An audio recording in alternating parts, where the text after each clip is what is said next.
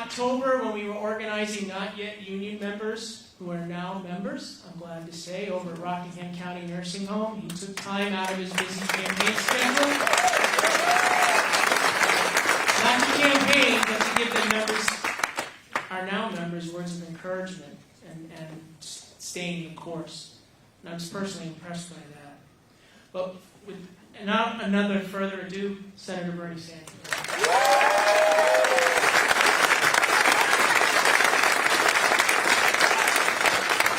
Rich, thank you very much for the introduction, and thank you and everybody in the room for what you're doing.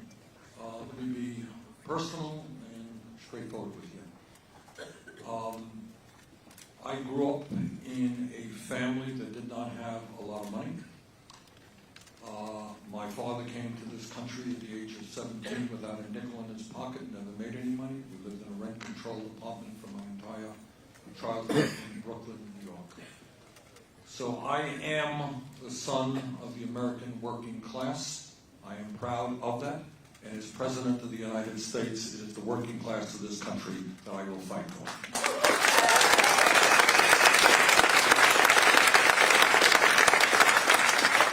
I think the American people are catching on that there is something profoundly wrong when we have an economy today in which half of our people are living paycheck to paycheck, where we are the only major country on earth not to guarantee health care to all people as a human right, that there is something profoundly wrong when Trump and his friends give $1 trillion in tax breaks to the 1% large corporations, while 500,000 Americans are sleeping out on the streets tonight.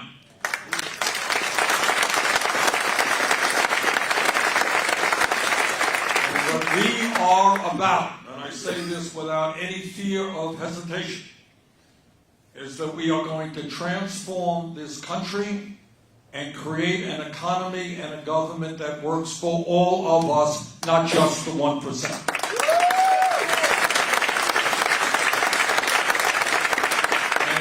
As Rich mentioned to you, speaking to union members, walking picket lines, fighting to defend striking workers, this is not something new to me, not something, that we just came upon last year. This is what I've been doing my whole life. And I think it is fair to say I've probably walked on more picket lines than all the other candidates running for president combined, and I'm proud of that.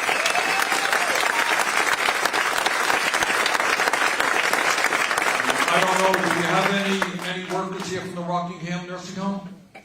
Well, if not, they deserve. I was so impressed. Rich, remember we were there?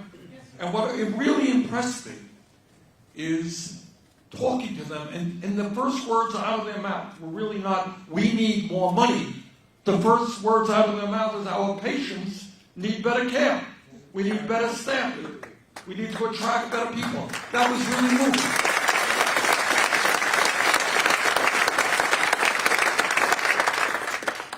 But our job is to grow the trade union movement. And I'll tell you, when we talk about one of the reasons why the middle class in this country has been in decline for 45 years, why today the average American worker is not making a nickel more in real inflation accounted for dollars than he or she made 45 years ago. Can you believe that? 45 years have come and gone. Average worker not making a penny more despite a huge increase in technology and productivity. Everybody's more productive, and the reason for that is almost all of the new income and wealth is going to the top 1%. So we have an agenda, and by the way, on this agenda, I've been very proud to work with the SEIU, and I'll give you an example of real progress. 4 years ago, when I came to this state, and I want to thank you for your endorsement 4 years ago. When I came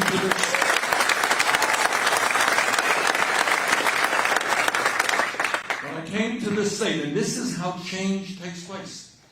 I stood before you and the people of New Hampshire, and I said, you know what, if you work 40 hours a week in America, you deserve a living wage at least $15 an hour. Now, 4 years ago, that seemed like a radical idea because the federal minimum wage is $7.25 an hour. But you know what? because of the work that we have done, because of the work you have done. SEIU and the fight for 15. Workers all over this country, in the fast food industry and elsewhere, they stood up and they said, we can't work at McDonald's and make it on 10, 11 bucks an hour. We need a living wage. And the result of all of that is that in the last 4 years, 7 states in this country have raised the minimum wage to at least 15 bucks an hour, and the U.S. House has voted for $15 an hour minimum wage.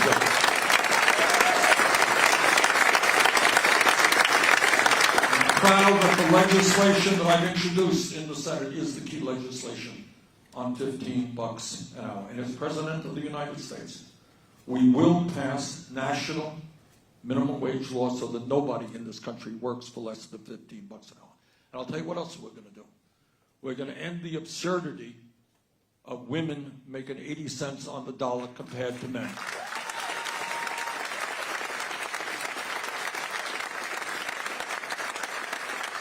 I don't think it is a radical idea to say that women deserve the same pay as men for doing the same work.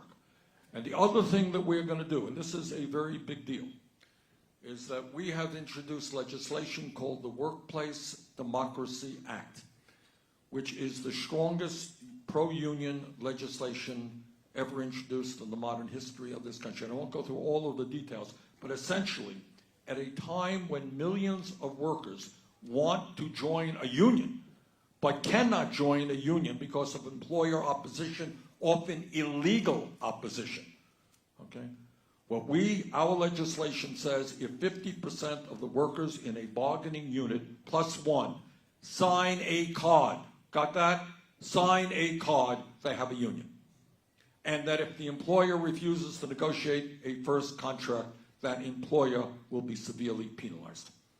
So we think that by going forward in that direction, allowing workers the constitutional right, their constitutional right to join unions, we can double the number of union workers in this country in the next 4 years.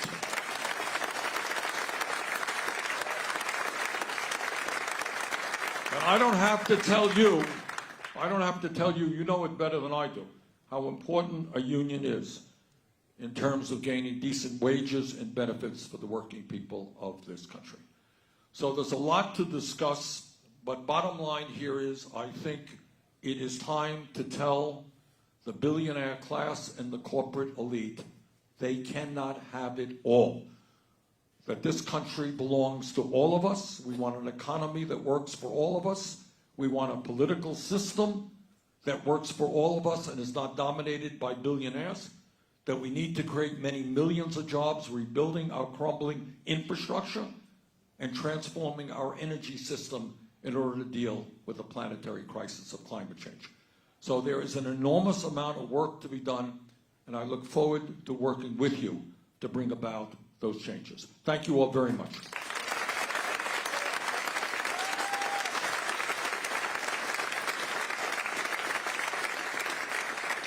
I'm going to take the liberty of taking the first question. Senator, we have a right-to-work governor in Christopher Sununu. We've recently gone through a long bargaining process, mediation, and a fact-finding report that actually favored just about every stance that we took, including better wages for state employees. The state faces a hiring and retention problem, yet the governor refuses to negotiate and honor that, and even honor an independent third-party fact finder who says that we should get at least a 4% raise this time around, and he's barreling off for 2%. How, as President of the United States, will you help combat this? Well, for a start, we're going to end right-to-work states in this country.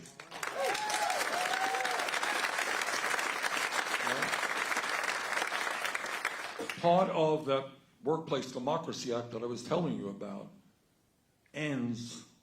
deletes Section 14B of Taft-Hartley, which allows for right-to-work legislation in states around America. If people are going to get the benefits of a union, they deserve to pay their dues.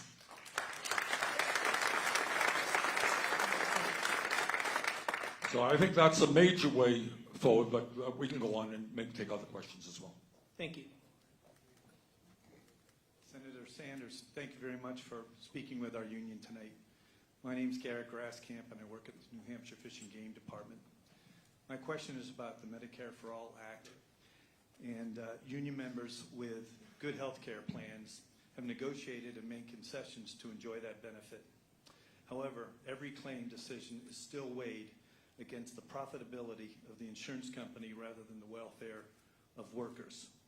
Improved Medicare for All would not only remove this factor, but also would reduce the cost of health care by half or more compared to current costs. It is up to the union negotiators to take these savings to the table and negotiate increased wages and other benefits. As president, how and what would you do to ensure that unions are successful in securing wage increases equal to the value of the savings gained from the improved health care system? Thank you very much for that question. I think the issue of health care is very much on the minds of people in New Hampshire, Vermont, and all across this country. So give me a minute to respond and to talk about the current system. And I want everybody here to know that as a nation, we are now spending twice as much per person on health care as do the people of any other country, okay? So our problem is not that we're not spending enough money, we're spending a huge amount of money. In fact, we're spending about $11,000 for every man, woman, and child in this country, double what our Canadian neighbors spend and what countries in the industrialized world are spending. What do you get for spending all of that money? You got 87 million people who are uninsured or underinsured. You have 30,000 people a year who die because they don't go to a doctor when they should. And here's something that just, really galls me. I want you to think about this for a moment in this system. About 500,000 Americans go bankrupt every single year because of medically related debt. Now take a step back and think about it. Think about people who are diagnosed with cancer or serious heart disease or Alzheimer's, whatever it may be, some terrible illness. You got enough to worry about when you get that diagnosis. And yet in this country, if you end up in the hospital and you run up a bill of $50,000 or $100,000 and you're a working class person, you tell me, how are you going to pay that bill?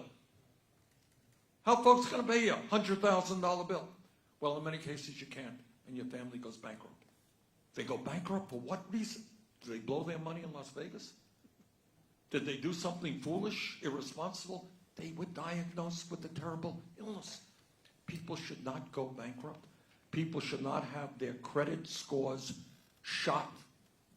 Talk to many, many people. Can't pay my medical bills. I'm late in paying it. Well, my credit score goes down. My interest rates go up. That is insane. That is horrific. Furthermore, you got many people out there who don't go to the doctor because of the copayment. The average worker in America who makes $60,000 a year is paying about 20% of his or her income on health care, a huge amount of money. So my point is, you got a dysfunctional, cruel system. We are the only major country on earth not to guarantee health care to all people. Got it? Why is that? And the answer is in an article today in a Washington newspaper called Politico. And what the article said, long article, it said, a couple of years ago, Bernie Sanders held a press conference in Washington, D.C., and he had 10 United States senators behind him, and they indicated they were going to fight for Medicare for all. And lo and behold, the healthcare industry, which last year made $100 billion in profits, you got it? $100 billion in profits, they got very nervous. And they came together to form a group in order to fight Medicare for all. I don't know if the ads are on in New Hampshire. Are those ads on in New Hampshire yet? Telling you how terrible Medicare for all is? Well, if they're not, they surely will be soon. Okay? And you're going to see all kinds of stuff. All right. That's a long story. I wanted to give you the background. Let me tell you what I think. And Rich or anybody else can jump up and disagree with me. But my impression is that your union and unions all over this country spend an enormous amount of time and effort negotiating over health care. So you go into your employer, in this case the state, you say, what was your initial offer? You want a 5%? What was it? What was your initial request from the state for a... I think it's 8%. All right, we want an 8% increase, and the state says, hey, you're not going to get that. But if you get anything, we're going to take it away from the other end. We're going to ask you to pay more in deductibles or co-payments for your health care. That's going on all over the country.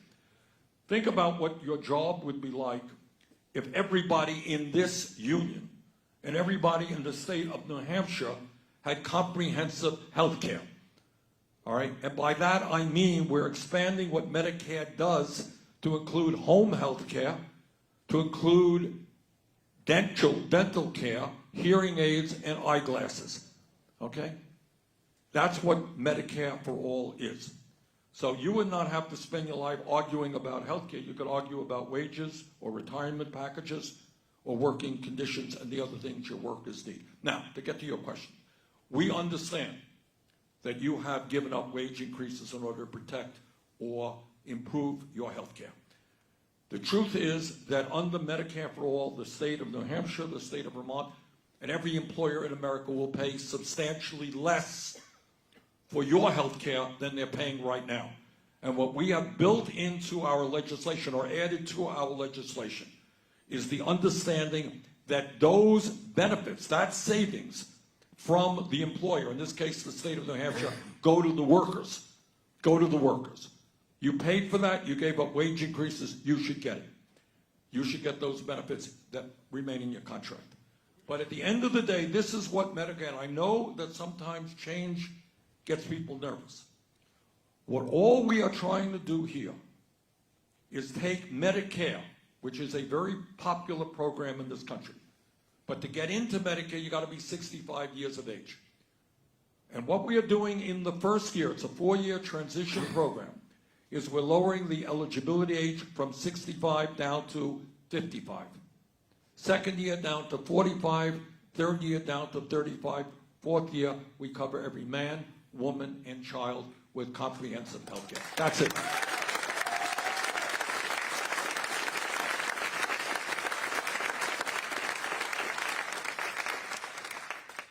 Okay. Get to you in a minute, sir. I think I saw Eric in the back. Wait, he had his hand up first. Hi. Thank you for being here, Senator Sanders. Recently, the Supreme Court, through the Janus decision, dealt a fairly large blow to the unions in the fact that they basically outlawed people from paying fair share when we negotiate for non-union people in our bargaining units, that they no longer have to pay it. You'd said that you were planning on a new piece of legislation that would make it easier to join unions. Yes. My question to you is, given the current setup of the Supreme Court, which is basically in for life, how do you plan on framing your legislation in the fact that it will be not challengeable by the Supreme Court? Well, let me answer it in two ways. First of all, as I mentioned, I really dislike this so-called right-to-work legislation. You know, you got people who benefit from the work you guys do in trying to get decent contracts, but they don't contribute into that effort, and that's wrong. And that's why we are going to eliminate Section 14B of the Taft-Hartley Act, which allows for states to have right-to-work legislation. The second promise that I would make to you is that I do have a litmus test in terms of the people I will nominate to the United States Supreme Court. Number one, all of my nominees will support Roe v. Wade and a woman's right to control her own body.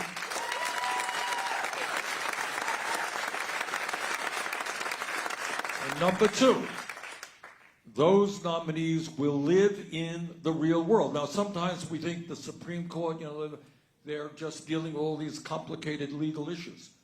But at the end of the day, members of the Supreme Court have got to understand what it's like to be a worker in the United States.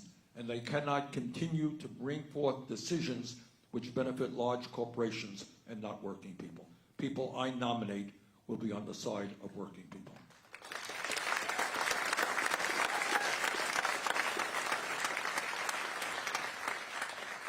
Gentleman over here. Thank you very much. Senator Sanders, welcome to the Granite State. Thanks. We appreciate you being here. I just want to say we are very proud of my son Brendan. He's the president of the March for Your Lives New Hampshire chapter. Good. And he's out there banging on doors, trying to get support. The senseless violence that are occurring in schools are, it's off the charts. What would you do as president to stop this, you know, Well, this violence act? Which, Brandon, right. Brandon, stand up. All right. Thank you for what you're doing.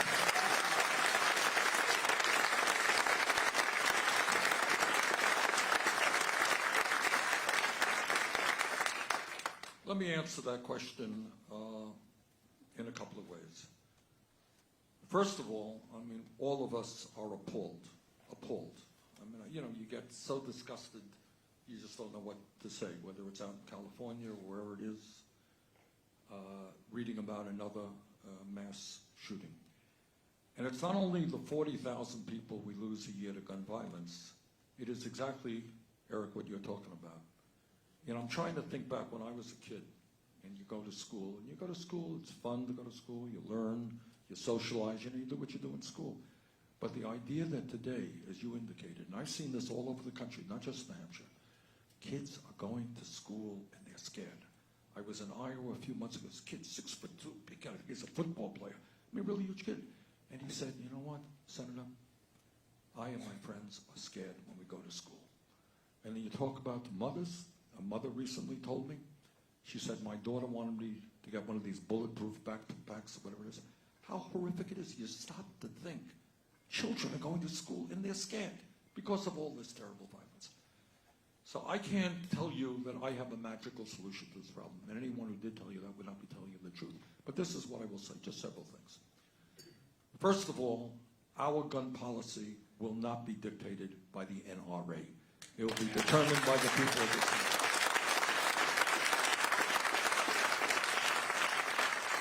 And the good news is, and I speak as a neighbor of yours in Vermont, until 2 years ago, Vermont had zero gun safety legislation, none at all. I don't know what the story is here in New Hampshire, but we had none. But I think in Vermont and in rural states all over this country and in urban communities, people are catching on that we cannot allow the status quo to continue. We've got to do everything that we can. So I will work with you, with people all over this country, on the strongest gun safety legislation that we possibly can. What does that mean, briefly? What it means is, of course, universal, strong background checks. All right? People who have a history of violence, people who have committed domestic violence, those people should not be owning guns. Second of all, we're going to eliminate the so-called gun show loophole, where people are legally buying guns without doing a background check. We're going to end the so-called straw man provision, where you can walk into a gun shop today, legally buy a dozen guns, and then sell those guns to criminal elements. And fourthly, what has happened is I think the American people, in rural America, in urban America, gun owners, non-gun owners, have thought about this issue. They understand that assault weapons are weapons of war. They are designed to kill people as fast as you possibly can. And we saw this in Las Vegas a few years ago, where that guy broke open a hotel room and just started mowing down people. And the American people now want, and I believed in this for like 30 years, that we should ban the sale and distribution of assault weapons in this country. So those are some of the things that we've got to do. But I want to thank, you know, one of the optimistic things that's taking place in this country, whether it is gun safety or climate change, you know who's leading the effort? It's the young people. So thank you, guys.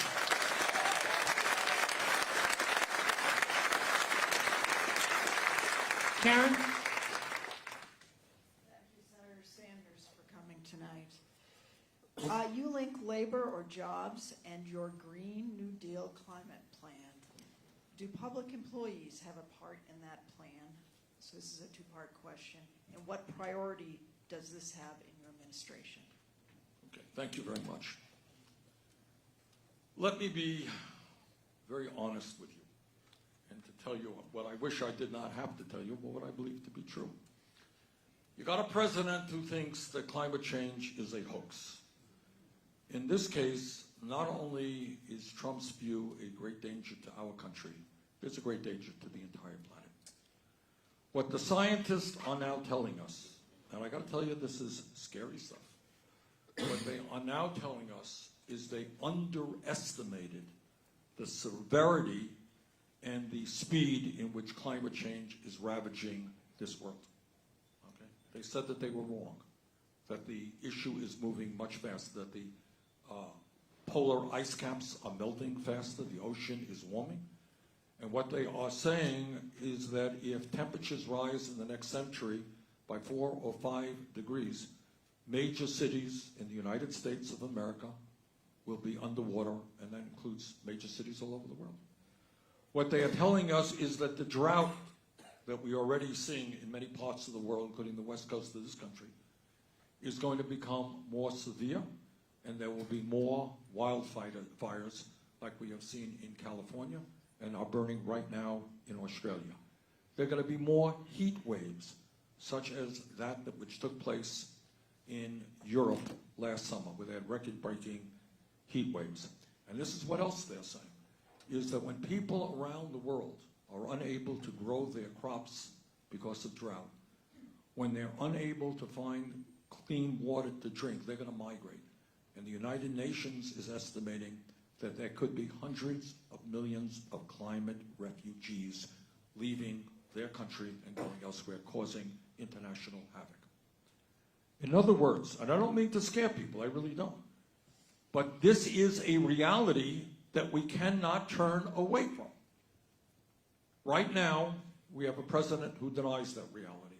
As President of the United States, what my job will be is not only to transform the energy system of this country, but we have got to get the entire world on board. This is a weird thing. It's not just, we did the right thing tomorrow. It is not good enough in the United States. We got to get China, we got to get Russia, we got to get India, Pakistan, Brazil, Africa, countries all over the world engaged in this issue. And my vision and my dream is that I may be impractical, I may be a little bit utopian here, but it's to maybe as the president of the most powerful nation on earth to say to people all over the world that instead of spending $1.8 trillion a year on weapons of destruction designed to kill each other, maybe we should pool those resources and fight our common enemy, which is climate change. But in practical terms, in this country, this is what it means. It means we're going to take on the fossil fuel industry. And by the way, fossil fuel industry, boy, history keeps repeating itself. What the fossil fuel industry reminds me is what the tobacco industry was, I don't know, 50 years ago. You all know about that? They went before Congress, and the Congress said, is nicotine addictive? Do you believe that nicotine is addictive, that cigarette smoking causes health problems? No, we swear, we don't know anything about that. They did know, and they lied. My father smoked 2 packs of cigarettes a day. During World War, and he died young of a heart disease. During World War II, you know what we did gave to the soldiers? Anyone know? We gave them cigarettes. And the government thought it was these guys living under incredible stress. Here's cigarettes. How many people became addicted during the war? We don't know. They lied. Your state, more than most, is suffering from an opioid epidemic. Am I right? All right. Right now, there is a major lawsuit brought by attorneys general from all over the country, making the case that the drug companies, Purdue, Johnson & Johnson, and the others, actually knew that the product that they were selling was addictive and killing people. And you know what they did when they knew that? They hired more salesmen to sell more product to kill more people. And now you're back to the fossil fuel industry. Now, I wish I could tell you that the oil companies and the coal companies and the gas companies did not know that their product was destroying the planet. I wish I could tell you that. They did know. Their scientists are not stupid. Their scientists told them decades ago. And you know what? They spent millions and millions of dollars lying to the American public, setting up these phony think tanks, trying to say, well, we don't know about climate change. It's all very confusing. No evidence, blah, blah, blah, blah. So, to answer your question, in a very fundamental way, We are going to have to transform our energy system. What does it mean? It means that we're going to need millions of workers to retrofit our homes and our buildings. It means that we're going to produce massive amounts of solar and wind energy in this country. It means that we're going to lead the world with new technologies that are sustainable. So this is going to apply to every person in this country. We are fighting for the future of this planet. I know some of you may think, oh, well, not quite true, he's exaggerating a bit. I wish I was. But this is a major issue that we are going to have to deal with. Now, the good news is that under a Green New Deal, we can create up to 20 million good-paying jobs.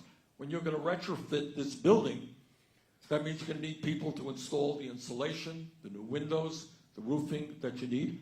And when those products are made in the United States, we create a lot of jobs. When we transform our transportation system and build the electric cars and the mass transit that we need, we're going to create jobs, et cetera, et cetera. But I just want to tell you, if you agree, some of you will agree with me and some of you won't, but I got to be honest with you. I consider climate change to be a major, major threat, not only to our country, but to the planet. And that's why I have introduced the most comprehensive climate change legislation ever introduced by any candidate for president. Yes? Hi, Senator Sanders. Thank you so much for being here. My first question that I had lined up was my daughter's question about climate change, but she had a follow-up question. She's a little nervous about standing up and asking it herself. You're among friends. Don't be nervous. So she just started school this year, college, her freshman year, and she wants to be a doctor. She's always wanted to be a doctor, but as the reality of college debt is bombarding her, and she's realizing she may not ever be able to do this, and her entire dream is to help people and cure diseases. And I love the work that you've done trying to make undergraduate school affordable. Do you have any plans in place or anything for master's, doctorate? Yes, we do. First of all, what is your daughter's name? Mary. Mary, thank you for wanting to be a doctor.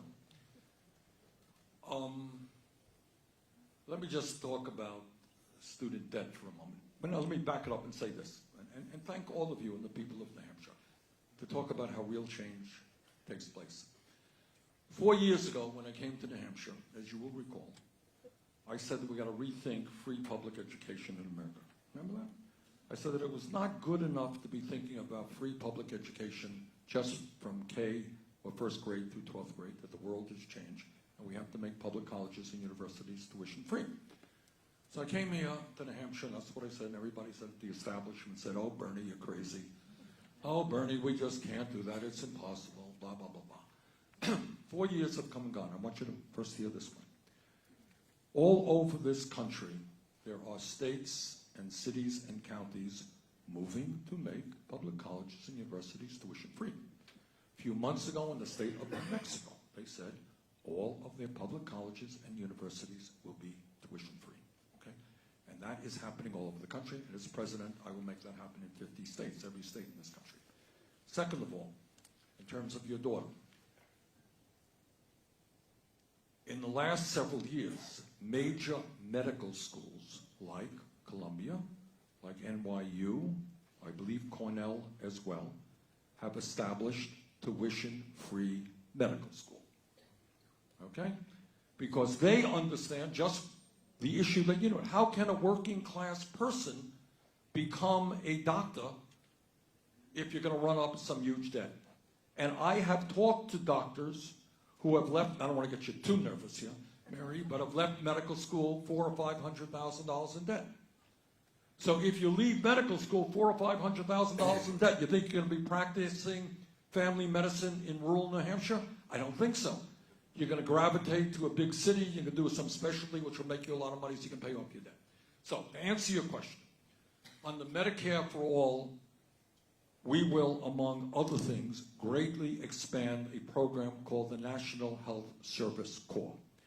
And under the Affordable Care Act, I got, I think, $10 billion working with President Obama into community health centers and several $billion into the National Service Corps. What it does is it says, if you want to go to medical school and you graduate and you are prepared to practice in an underserved area where they need doctors, all of your debt will be forgiven. All right? And that's what I want to see. So we need more doctors, we need more nurses, we need more psychiatrists, we need more mental health counselors, and we have got to make sure that we are supporting those folks who want to do exactly what Mary wants to do, is to help people. We have a question over here. Senator Sanders, thank you for being here tonight. I'm actually an employee of the judicial branch here in New Hampshire, so I work on the forefront in the courts. I work on the superior level, so I'm dealing with all of the felonies. I have a great interest in your side of things with respect to the bail reform. We have instituted bail reform here in the state of New Hampshire, which I don't entirely disagree with. However, I don't agree with people who are committing heinous sexual acts being allowed personal recognizance bail because they are poor.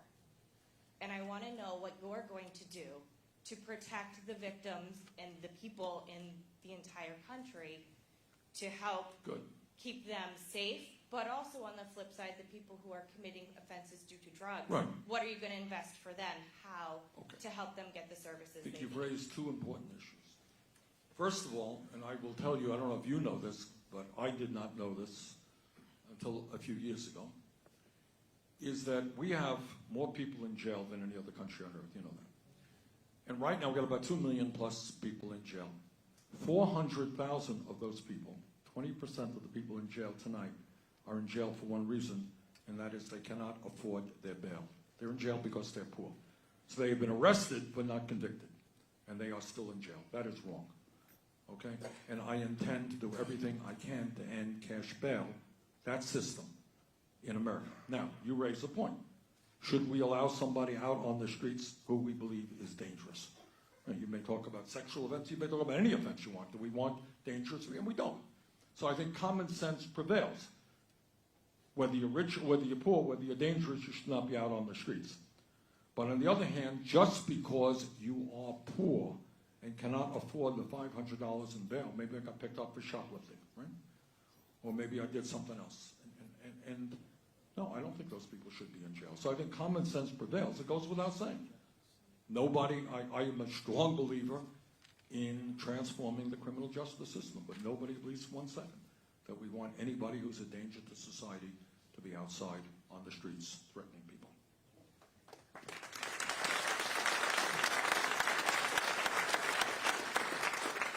In the back, in the middle. Yeah, right, you. Yes, ma'am. Yep. Thank you, Senator. Nice to meet you. My name's Cheryl. And back to the Medicare for All. I have a two-part question. First part is, how do you propose to pay for Medicare for All? Good. The second part of the question is, I have relatives that are in the UK who have access issues under that program, as far as cancer treatment, that kind of thing. How would you address that as well for the United States? As I mentioned earlier, first question,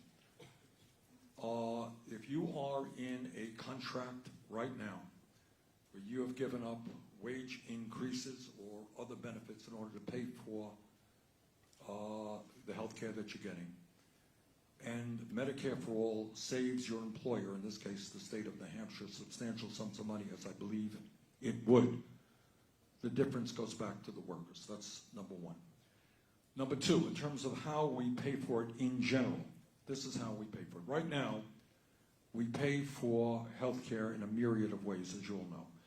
We pay for it through premiums. We pay through it out of co-payments. You walk to the doctor, you pay a co-payment. We have deductibles. Do you guys have deductibles in your insurance? Who can tell me what kind of deductibles people are paying? Anybody want to? $500 individual per person in the family. Oh, 3,000. 3,000, right. That's a better program than many people have. Many people pay $5,000, $8,000, even more in deductibles. Medicare for All ends that, ends all deductibles and all out-of-pocket expenses. All right. So first point I want to make is no more premiums, not for you, not for your employer. No more out-of-pocket expenses, no more co-payments, no more deductibles. Is healthcare free? No, it's got to be paid for. How do you pay for it? Well, we have laid out a number of options, and one of the options that I strongly support is the following, is that we will have, having gotten rid of all premiums and all this other stuff, we have a 4% tax exempting, for 4% income tax, exempting the first $29,000 of income. So, if you are in this room and you're an average American worker, your family is making about $60,000 a year. Right now, that average family is paying about $12,000 a year for health care. That's a lot of money, 20% of their income. What we propose is that $60,000 a year family pay taxes of 4% on $31,000, which is a little bit over $1,200 a year. You got it? So for $1,200 a year, you are getting comprehensive health care. That is mental health counseling. That is a maximum of $200 a year for prescription drugs. That is home health care. That is dental care. That is hearing aids. That is eyeglasses. And for the average person, that is $1,200 a year. Now, your next question may be is, that sounds too good to be true, right? That's a pretty good deal. Well, how do we do it? We do it the way every other major country on earth does, and that is we eliminate the profiteering which currently exists in the system. I don't want to break the bad news to you, but the function of the current healthcare system is not to provide quality, affordable healthcare to you. It is to make the insurance companies and the drug companies as much as they possibly can in profits. And that's what's happening. Insurance company profits soaring, drug companies making a fortune. All right, we're going to eliminate the $100 billion a year in profits that they make.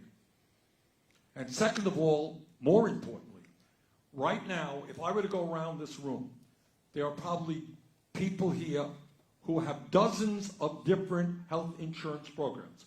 You have a deductible of $500, he has a deductible of $1,000, you're in this network, you're in that network, you're entitled to that prescription drug, you're entitled to that. It is an enormously complicated, wasteful, and bureaucratic system. There are thousands of separate plans in America. It costs us many, many, many hundreds of billions of dollars to administer that complexity. All of you at one point or another have been on the phone arguing with the insurance companies, right? About what you're covered. Well, you're paying for the guy at the other end to tell you that you're not covered when you thought you were covered. So what other countries around the world do is have a simpler system. Everybody is in. There is one system, one card. You go to, it's not a government takeover. You go to the same doctor you went to, you go to the same hospital you went to, you have a different card. And when you go in there, you take out your card, you don't have to take out your wallet or your credit card. That's it. Not a new idea. It's what goes on. Anybody here knows, and I'm going to answer your question in a second, but anybody here knows in Canada how much it costs if you're in the hospital for a month? What does it cost if you're in the hospital a month in Canada? Zero. Not a nickel. And the quality care there is as good or better as it is in the United States. They live longer than we do. The infant mortality rate is lower and so forth and so on. Now, you asked a good question. In the UK, as in UK has a different system than I'm talking about. They have a legitimately socialized system. Their system is government run. And by the way, it is very popular.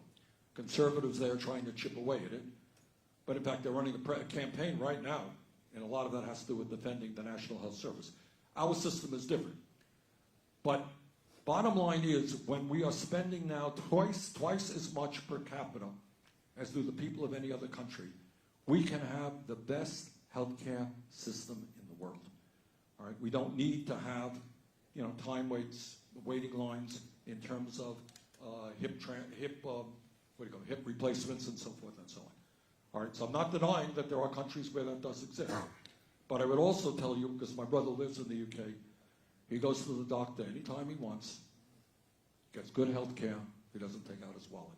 And they're spending probably 40% on the dollar compared to what we're spending. So we will do, with the amount of money we're spending, I think we can alleviate some of the problems that national healthcare systems have. Before I call on the next question, I'd like to remind folks to please state your name before you ask your question. John. Thank you for being here today. John Hatton, second VP with the Local. Immigration families are needed for our economy and for our unions. What will your administration do to allow these people to collectively bargain for their rights rather than just demonize them, as the present administration does? Well, John, thank you for raising that important issue, and thank you for pointing out. Look, we can disagree on many issues, and by the way, I speak to you as the son of an immigrant, so this is an issue a little bit personal to me. But we have a president who is demonizing people, and we have a president who, in a very ugly way, I have conservative friends who are not racist, they're not sexist, they're not homophobes. They disagree with me on political philosophy, and that's fine. It's democracy. But we have a president who is very intentionally trying to divide us up. And one of the ways he's doing it is by demonizing, that's the right word, undocumented people. So let me very briefly, all these issues are complicated, I got to kind of encapsulate them in 30 seconds here. Number one, we will push for comprehensive immigration reform and a path towards citizenship. Number two, as workers, I was in, many years ago, I won't go through the whole story, in a town called Immokalee, Florida, which you've never heard of, where there are undocumented workers who pick tomatoes. And I stood with those workers. And we had a hearing in Washington, D.C., because those workers, being undocumented, are ruthlessly exploited. All right? And under our labor law, they will have union representation if that's what they want. They'll be able to join unions. This is an issue we don't talk about enough. We talk about immigration and a whole lot of issues, but one of the things that's going on, if you are undocumented right now and you work for me, I could pay you sub-minimum wage. I could pay you less than the minimum wage. What are you going to do about it? I could force you to work 7 days a week. What are you going to do about it? You're going to go to the authorities? I don't think you will. So I can exploit you, and that is exactly what is happening. I want to end that. But bottom line is, we're going to push for comprehensive immigration reform and a path towards citizenship.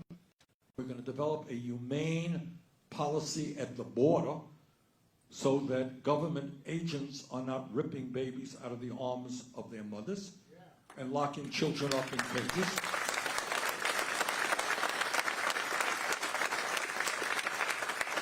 And on day one, through executive order, we will restore the legal status of the 1.8 million young people eligible for the DACA program.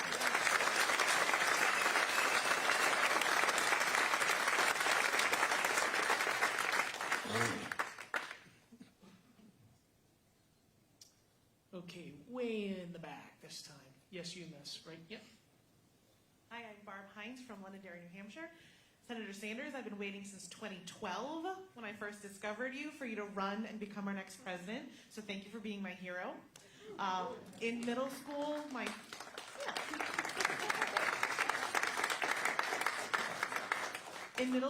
first job was at our public library, and I followed that by most of my working years at public schools and now as a state employee. And to me, it doesn't seem right that people should profit off such a basic need as utilities. So as president, would you support making utilities publicly owned? I would support making it easier. I'm not going to nationalize the entire energy system in America. But without going again through all of the things, one of the things we're going to do in terms of climate change is put the federal government in the business of producing mass amounts of sustainable energy, wind, solar, and other forms, and selling that to utilities. Second of all, in Burlington, Vermont, where I was mayor, we do have a public utility, and it works pretty well. I have suggested out in California, where PG&E has been a disaster, that maybe the people of California might want to think of putting that under public ownership. So I am a fan of public ownership. And I agree with you in principle that providing energy is pretty basic. You need electricity in your home, right? That I am in favor of public ownership, but I'm not going to tell you that I'm going to nationalize all of the private companies my first day in office. Maybe the second day, not just. Yes, right here.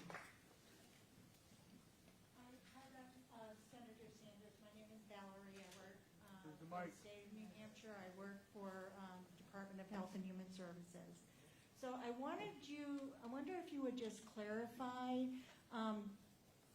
the Medicare for All. I think the issue that someone brought up is that in the UK and as well, and in Canada as well, there's like a waiting list to get your services. So how would that work Okay, with let- your plan? Okay, let me answer this.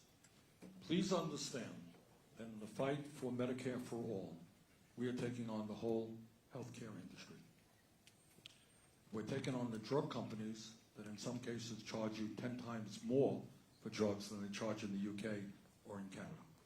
And they're going to tell you every horror story that they can possibly tell you so that you want to go toward a Medicare for all program. So please understand that in the UK, their healthcare system has its problems. It is enormously popular. And nobody in the UK, not the most conservative people, want to convert their system into an American system. Do they have problems? Yeah. They spend, I'm guessing now, about 40% per person that we spend. Got that? 40%. And as a result, they are underspending in terms of some healthcare needs. So, what I am suggesting to you, and in Canada, our neighbors, wildly popular. The man who was selected as the Canadian of the century was the guy who brought national health system into Canada. It's a wildly popular program. Is it a perfect program? No, it is not. You can go to any doctor you want, and any basic healthcare need, generally speaking, is treated quite quickly.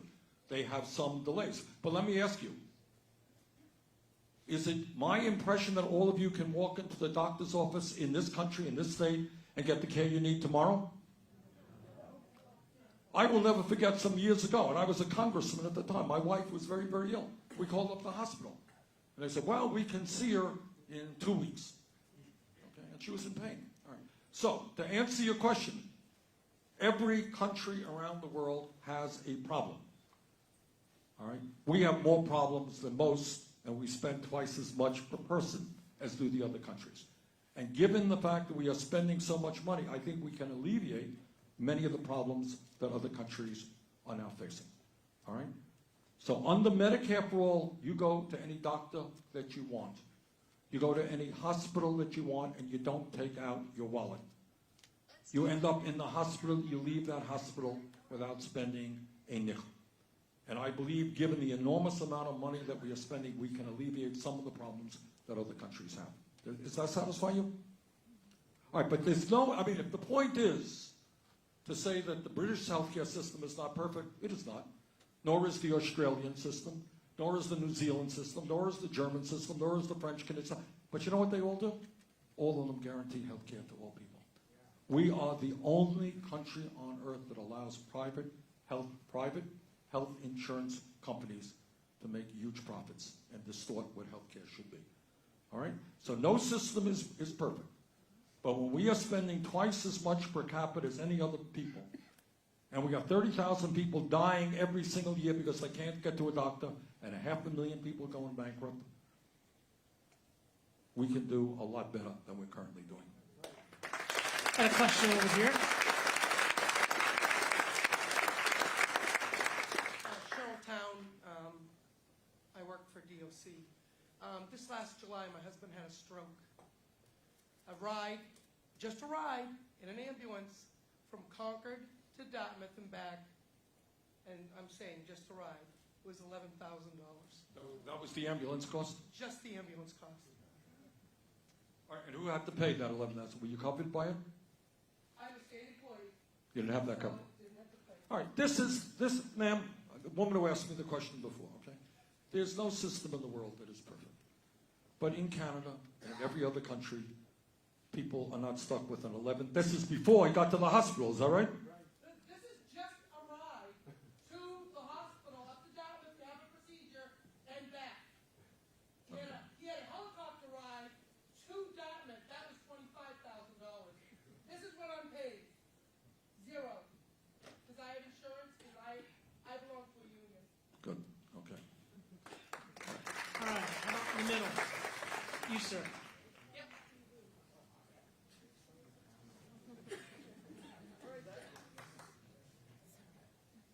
Senator Sanders. My name is Jeff DeRigo. I work for the Department of Health and Human Services. It's really great to see you tonight. I'm here from Derry, New Hampshire. My question is, American character is typically described as a whole bunch of down-on-their-luck millionaires who just haven't made it over the fence yet. How do we have a rational discussion about fixing our marginal tax rate so that we can address income inequality in this country, address our infrastructure problems, and modernize things like our transportation system, Good. electrical grid, and internet? Jeff, thanks for that question. You're welcome, sir.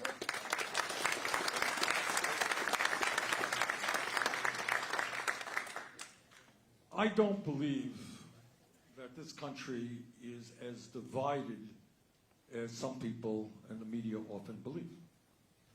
I think if you go out to your conservative friends and you say, do you think it is appropriate that the bottom half of Americans pay a higher percentage of their incomes in taxes than the top 1%? They don't think so. Do you think it is appropriate that Amazon, which made $11 billion in profit last year and is owned by the wealthiest guy in our country, did not pay a nickel in federal income taxes? They don't think that that is a good idea. So obviously, at a time of massive income and wealth inequality, when 3 people own more wealth than the bottom half of America, and the top 1% owns more wealth than the bottom 92%, we need to address that crisis. And the way you do that is through progressive tax reform, progressive income tax, and a progressive wealth tax. So at a time, as you indicated, when our electric grid and our infrastructure, our roads and our bridges, our water systems, our wastewater plants, at a time when we have to transform our energy system away from fossil fuels, that's an expensive proposition. And we are going to have to demand that the wealthiest people in this country and the largest corporations start paying their fair share of taxes. And you know what? Yeah, I think there'll be people who disagree with them, but most of them will be in the top 1%. I think most ordinary Americans think that there's something absurd about working people paying a higher percentage of their income in taxes than do billionaires. So that's what we're going to do. Hey, over on this side. My name is Robert. I work for the retirement system. As Rich talked about... Glad to hear you still have a retirement system. As Rich mentioned earlier, the state has been on a long, dragged-out contract negotiation. We have a separate contract thing, but we're going through a similar issue. But as public employees, we're not allowed to strike or take any other sort of work action or anything else. So I'm curious, first of all, if you would support us being able to do that, or how that would filter down to the state, and if not, how you would see us being able to apply pressures that we didn't have to drag out these contract negotiations until the next time, the next one comes up. The answer to your question is that our labor law reform says that every worker in America should have the right to strike.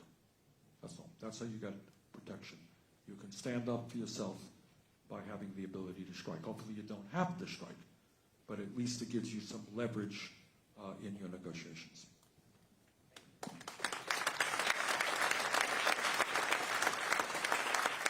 Yeah, I clapped on that one. How about you sir? Yep. Hi, my name's Eric Gallagher, here as a guest of my dad, Ken Gallagher, who works with the Office of Strategic Initiatives. So you were mentioning your Workplace Democracy Act earlier, repeals Section 14B of Taft-Hartley, the right to work provision. The thing is, there's a lot of other bad things in Taft-Hartley too. So my question is, why just focus on that one provision and not repeal the whole act? Well, for a start, it's a good question, and we'll look at all of Taft-Hartley. But what we have introduced is the most progressive and comprehensive labor law reform ever introduced in the modern history of this country. So sometimes you can't do everything. But our goal is to increase union membership by double in a 4-year period by making it easier for workers to form unions. And second of all, repeal the right to work legislation in Taft-Hartley, which will be a tremendous boon to workers all over the country. That's a pretty good start, I think. You, sir. Hello, being here, Senator Sanders. My name is Alex. I'm with the Department of Health and Human Services. The Citizens United Supreme Court decision allows for unlimited expenditures for political communications. Will you support efforts to get it overturned, and how will that benefit union members?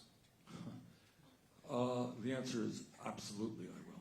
Look, and we've got to go even further than that, to be honest with you.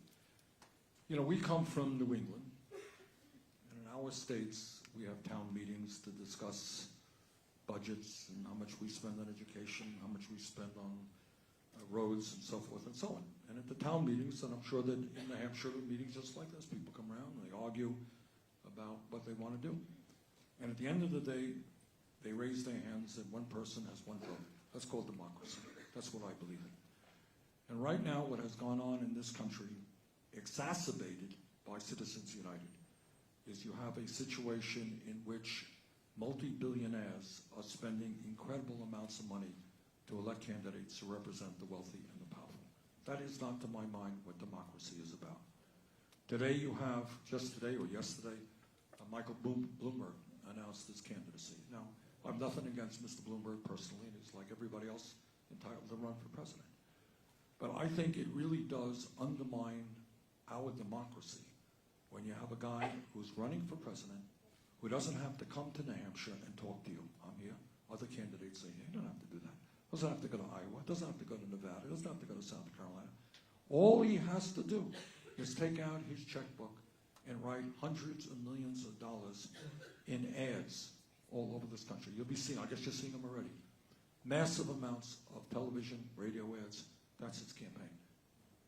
Do people think that that's what democracy is about? I don't think so. I really don't. So we will not only aggressively work to overturn Citizens United, we're going to move to ending the voter suppression which is taking place all over this country.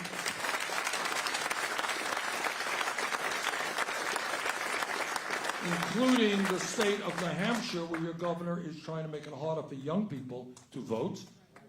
And furthermore, we're going to move to public funding of elections. So that if you want to run for governor or senator or legislature, you don't have to raise a whole lot of money from wealthy people. And that's something that I believe in. We have one of the great challenges that we face is creating a vibrant democracy. And Citizens United is certainly moving us in exactly the wrong direction. Okay, we're going to have time for one or two more questions. And I have a hard time seeing over here, so, sir, right up here. Bedford, Chapter 1, the retired chapter, the real militants in this group. But just as an update, we were still getting free cigarette packs during Vietnam and the meal packs. Now, I and a lot of other people of our age that put kids through college, houses and weddings, itemize our tax return because it's the only way we can do it. A Trump tax cut literally cost me $300 more a year in federal taxes than before, because they took away the personal exemption. And the itemization, I know people are talking to you about it. What do you intend to do about that? Look, we are going, I can't give you all of the details, but we will have a tax system which is progressive. So you're paying $300 more, and Amazon, which made $11 billion a year, is paying nothing in federal income tax. Does that make sense to you? All right, so obviously we create a tax system based on ability to pay, okay? And, you know, Trump knew what he was doing. He told people in New Hampshire and America that his tax plan would benefit working families in the middle class. Turns out that 83% of the benefits went to the top 1% over a 10-year period. All right, so we will help work on a tax plan which will end your issue, but more importantly, raise the revenue that this country desperately needs at a time of massive income and wealth inequality in a progressive way. Okay, last question. I'm going to take it right there.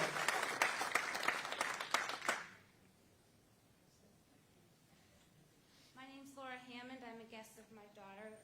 She works in the court system. And thank you for your time this evening. My question is this. The acrimony that exists in Washington, D.C. right now is tearing this country apart. What three things would you do in your administration to cross the barriers, break down the walls, and bring us back to a reasonable body politic. Thank you.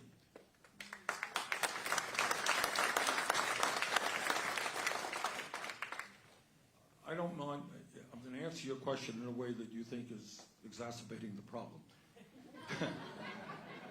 But the first thing that you got to do is get rid of Donald Trump. All right?